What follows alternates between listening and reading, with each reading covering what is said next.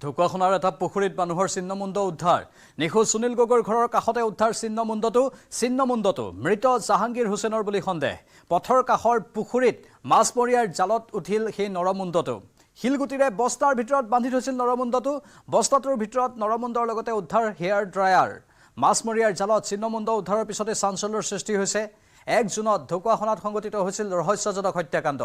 2 জুনত ৰহস্যজনক অৱস্থাত উদ্ধাৰ হৈছিল জাহাংগীৰৰ মৃতদেহ মুণ্ডহীন অৱস্থাত উদ্ধাৰ হৈছিল জাহাংগীৰৰ মৃতদেহ জাহাংগীৰক শিৰচ্ছেদ কৰি হত্যা কৰিছিল দুৰ্বৃত্তই হত্যাৰ পিছতে জ্বলাই দিছিল জাহাংগীৰৰ মুণ্ডহীন মৃতদেহটো দুৰ্বৃত্তই কেমিকেল ঢালি জ্বলাই দিছিল জাহাংগীৰৰ মৃতদেহ সিআইডিয়ে কৰিছিল ৰহস্যজনক ঘটনাৰ তদন্ত সংযুক্তা পৰাশৰৰ নেতৃত্বত চলিছিল ঘটনাৰ তদন্ত 6 মাহে আৰক্ষীয়ে গ্ৰেপ্তাৰ কৰিব পৰা নাই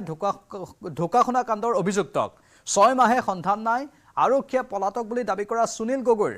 জাহাংগীৰক হত্যা কৰা চক্ৰটোৱে সুনীল গগৈকো হত্যা কৰা বুলি দাবী পৰিয়ালৰ তদন্তৰ নামত আৰক্ষীয়ে হাৰাশাস্তি কৰাৰ অভিযোগ তুলিছিল সুনীল গগৈৰ পৰিয়ালে